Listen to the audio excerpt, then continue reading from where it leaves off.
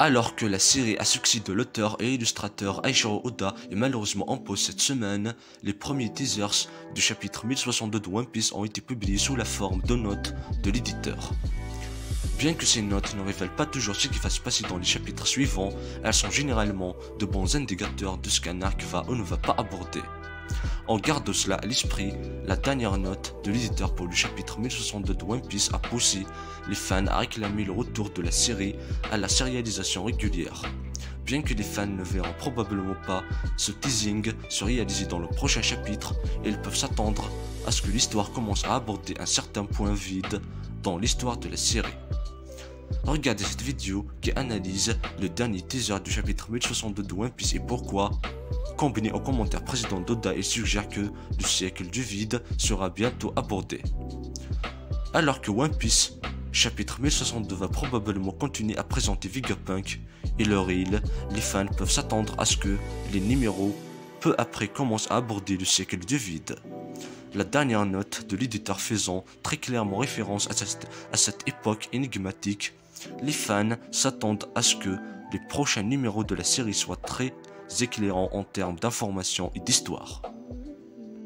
Alors que de nombreux fans s'accordent à dire qu'il s'agit sans aucun doute d'un teasing sur le siècle de vide, d'autres ont proposé d'autres explications.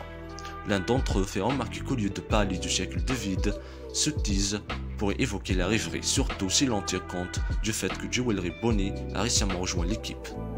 Il y a aussi le fait que le siècle du vide est censé être cette époque mystérieuse dont le monde moderne ne sait rien. Cela est d'autant plus suggéré par le fait que les poneglyphes du Rio sont censés raconter la véritable histoire du siècle de vide. En gardant cela à l'esprit, ainsi que le fait que le gouvernement mondial a besoin de Nico Robin pour lire les poneglyphes, un bon argument contre l'affirmation est certainement fait.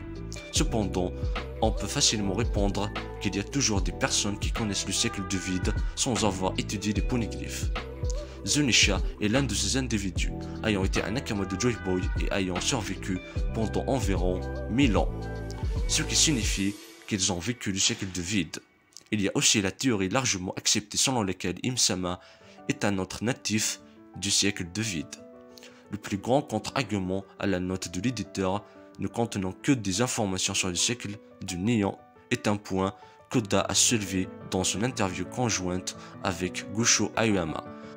Aoyama est l'auteur de la série Detective Conan, plus connue sous le nom de Case Closed au niveau international.